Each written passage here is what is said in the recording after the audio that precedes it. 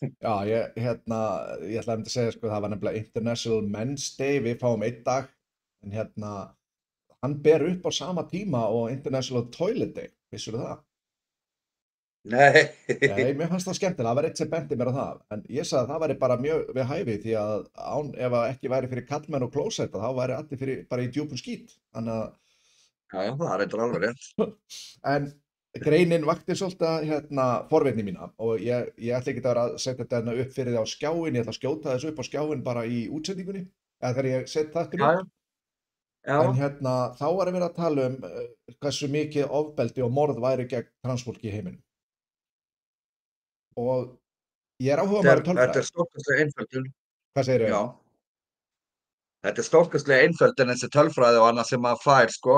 Þú veist, ég er alveg viss um að þú ert örugglega að fara að segja mér að það séu hérna 300 eða 350 transfólk sem hefur misst lífið eða hefur verið drepið síðasta árið eða eitthvað. Já, Er það ekki? Eitthvað það svoleiðis? passar sem að sjálfsögðu, ég vil taka fram, er 350 og mikið. Já, já, já. En, Öll morð eru ofaukin, sko. ég var forvitinn um þessa tölu. Ég tók saman tölfræði og það eru 300, tölfræðin staðfestir það, að það hafi við 350 manns verið drepnir á þessu ári, trans einstaklingar. Þegar við skoðum eins og fjölda morða í heiminum, þá voru þau 470.000 sem er ekki smá fjöldi. Og þegar við Já, og þá skoðum, færðu líklega töluna eins og ég fæ út af hverju einasta ári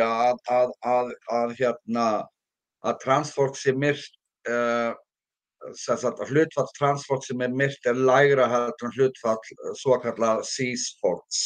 já, og Já, ég bara til að sýna tölurnar sem ég mun skjóta bara hérna upp á skjáinn þegar við sýnum þáttinn, þá eru hlutfall transfólks milli 0,1 og 0,6% í Bandaríkjunum og eitthvað aðeins lægra annar staðar. En hlutfall þeirra sem að 350 manns af þessum 470.000 eru 0,074% minni mig. skoðaðu hversu margir af þessum 350 einstaklingum sem voru myrtir í fyrra transeinstaklingum, hversu margir af þeim eru í Suður-Ameríku? Nei, ég reyndi að gera það ekki. Ég mæli með að gera það vegna þess að þú munt uppgötva það að líklega er nær öll þessi morð framin á fólki eða körlum sem eru í vændi. Já, já, ok. Sem sagt, karlar sem eru klæðskiptingar eða trans eða álíka og eru í vændi í Suður-Ameríku. Ok, ég ætla að rannsaka það áður en ég birti þættin og ætla að skjóta Já, þeirri tölfræði já. hérna inn í. Ég En, get alveg sagt þér að þetta er nær undantekningarlaust eru öll þessi morð þaðan.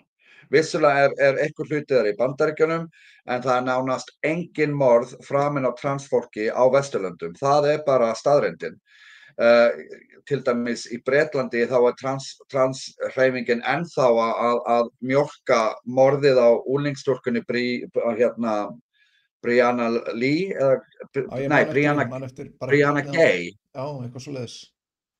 Já, þau eru ennþá að mjólka það og það er alveg, sko, það eru 2 ár frá því morði, sko, og að mér vitandi hefur til dæmis engin transmanneska verið myrt í Bretlandi síðan.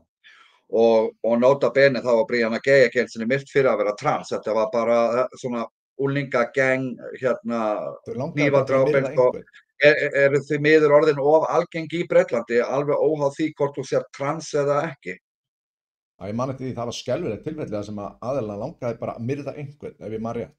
Bara, það var auðvelt Já, fórnarlamb. einmitt og í réttarhöldunum kom einmitt fram að sko að þú veist dagbækur viðkomandi þá var hún bara með sadískar lýsingar og bara í raun og veru morðlista sem hún vil, þú veist að fólki sem hún og þessi vinur hennar vildu myrða sko. Já.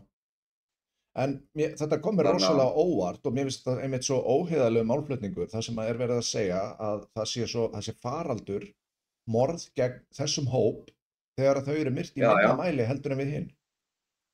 Já, já, þú sér það á þessum tíma, sko, og mér finnst, og þetta eitthvað sem ég kannski á eftir að gera upp við Ríkisútvarpið einhvern tímann, að einmitt á þessum tíma sem morðið á þessari, hérna, hérna, transstúlku eða dreng sem skilgreinir sig sem stúlku í Bretlandi, þá tók til dæmis RÚV viðtal við Uglu Stefaníu, Kristjánudóttur Jónsdóttur sem er nú mótframbjóðandi fyrir Pírata í sama kjördæmi og ég,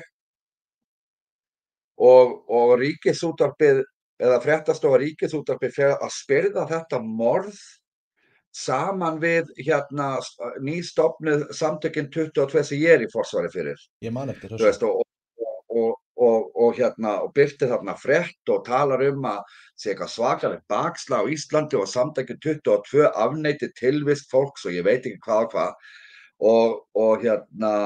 Og ég sendi náttúrulega þarna leiðréttingu og rétt til andmæla og bið ansvara rétt, sko.